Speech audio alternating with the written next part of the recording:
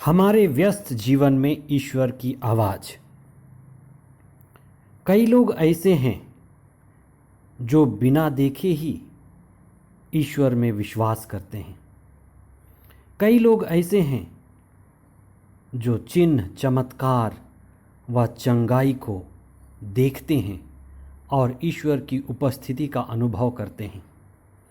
वे ईश्वर को इम्मानुएल समझते हैं।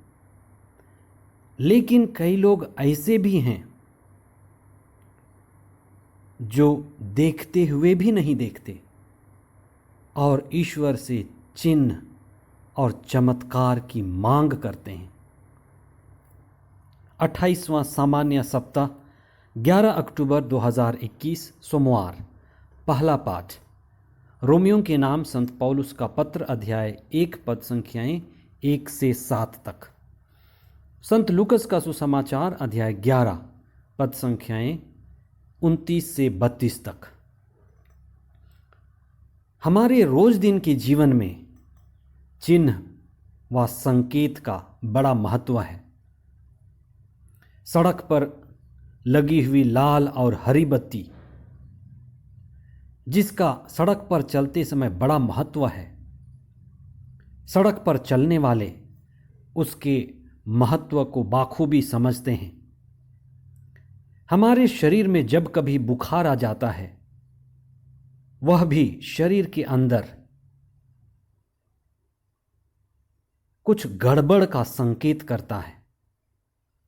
मौसम बदलते रहते हैं। बदलते मौसम में भी हमें संकेत मिलते हैं। यीशु हमारे बीच हैं और वे विभिन्न रूपों में हमें संकेत करते रहते हैं। प्रभु ईसा जो अपने मुक्ति देने के कार्य में व्यस्त थे, उन्होंने ईश्वर के वचन का अधिकार और सामर्थ्य के साथ प्रचार किया। वे लोगों से स्पष्ट रूप से बोले कि मैं ईश्वर के द्वारा भेजा गया हूं और मेरी शिक्षा स्वर्ग की शिक्षा है और मैं अपने पिता ईश्वर की इच्छा पूरी करने आया हूं। बहुतों ने विश्वास किया। चिन्ह और चमत्कार को देख करके उनका हृदय परिवर्तन हुआ। लेकिन एक समूह था, फरीसी और शास्त्रियों का समूह। वे ईसा को समझ नहीं पाए, न उन्होंने गहराई से समझने का प्रयास किया। वे ईसा के साधारण जीवन, उनके बढ़ाई के बेटे होने, मरियम का पुत्र होने, गरीब व साधारण परिवार से आने, इन सब चीज़ों के कारण वे ईसा में विश्वास नहीं कर सके और स्वर्ग से आने का चिन्ह मांगते रहे। सुसमाचार के मुख्य अंश। वे कहने लगे, यह एक विधर्मी पीढ़ी है, यह एक चिन्ह मांगती है, परंतु नबी योनस के चिन्ह को छोड़ करके उससे और कोई चिन्ह नहीं दिया जाएगा। जिस प्रकार योनस निनिवे निवासियों के लिए एक चिन्ह बन गया, उसी प्रकार मानव पुत्र भी इस पीढ़ी के लिए एक चिन्ह बन जाएगा। न्याय के दिन निनिवे के लोग इस पीढ़ी के साथ जी उठेंगे और उसे दोषी ठहराएंगे, क्योंकि उन्होंने योनस का उपदेश सुनकर पश्चाताप किया था। और देखो, यहाँ वह है जो योनस से भी महान है। ईसा के कार्यों में चिन्ह, चमत्कार व चंगाई साथ साथ चलते थे। सुसमाचार इसके गवाह हैं कि ईसा जहां भी गए, चिन्ह, चमत्कार व चंगाई होते गए। और इसका ये संकेत था कि वे जीवंत ईश्वर के पुत्र हैं और उनकी शिक्षा सुनकर लोग ईश्वर की ओर मुड़ रहे थे और अपने जीवन में अच्छाई के लिए बदल रहे थे। प्रभु यीशु का जीवन, उनका दिव्य वचन, उनके कार्य चिन्ह और चमत्कारों से भरे थे। प्रभु ने उन लोगों को विधर्मी कहा जो चिन्ह देखते हुए भी नहीं देख रहे थे। ईश्वर के राज्य के उपस्थित होते हुए भी वे उसका अनुभव नहीं कर रहे थे। चिन्ह देखते हुए भी वे अपने जीवन में बदलाव और परिवर्तन नहीं लाए।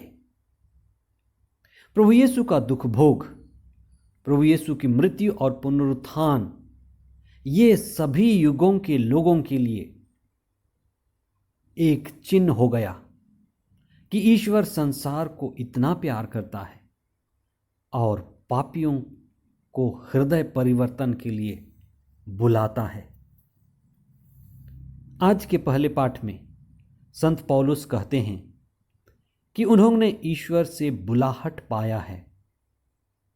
एक समय था जब वे ईश्वर के लोगों के विरुद्ध थे, उन्हें सताते थे, लेकिन उन्हें ईसा का दर्शन मिला और उनका जीवन बदल गया। अब वे अधिकार के साथ कहते हैं कि उन्हें ईश्वर के द्वारा प्रभु यीशु के माध्यम से आशीष और कृपा मिली है। प्रभु ईसा के दर्शन के बाद संत पौलुस का जीवन पूरी तरह से बदल गया था और वे प्रभु ईसा के दुख भोग, मृत्यु और पुनरुत्थान द्वारा अपने जीवन को नया बना लिए थे और अब वे लोगों को भी आध्यात्मिकता में बढ़ने के लिए प्रेरित करते थे। उन्होंने जो पत्र लिखा वह हर युगों के लोगों के लिए आध्यात्मिकता में बढ़ने के लिए, प्रभु को अपनाने के लिए और अपने जीवन में अच्छाई के लिए बदलाव लाने के लिए प्रेरणा स्रोत बन गए। आइए हम विशेष प्रार्थना करें कि हम ईश्वर के चिन्ह और चमत्कारों को देख सकें। हमारा हर एक सांस, हमारा हृदय का चलना, रक्त का बहना, हमारे अच्छे जीवन का अनुभव, ये ईश्वर के उपस्थिति का ही संकेत है। आइए हम अपने इंद्रियों की शुद्धि के लिए, हृदय शुद्धि के लिए, पारिवारिक सामाजिक जीवन में शुद्धि के लिए विशेष प्रार्थना करें कि हम प्रभु को देख सकें, प्रभु को पा सकें, प्रभु का अनुभव कर सकें और पवित्र आत्मामय जीवन जी सकें। हे प्रभु ईश्वर, हम अपने जीवन को आपके हाथों में समर्पित करते हैं। हमारे मन को, हृदय को, जीवन को स्पर्श कीजिए। हमें तेरे दिव्य वचन के रहस्यों को समझने की शक्ति और सामर्थ्य दीजिए। हमारे हृदय की कठोरता को दूर कीजिए। प्रतिदिन हमारा विश्वास बढ़ाइए और हम दुख, तकलीफ, संकटों को झेल सकें। आपका दिव्य वचन हमारे पैरों के लिए दीपक बने और पवित्र आत्मा की संगति में हम आध्यात्मिक ऊंचाई पा सकें। ये प्रार्थना हम करते हैं हमारे प्रभु ख्रिस्त के द्वारा। आमीन।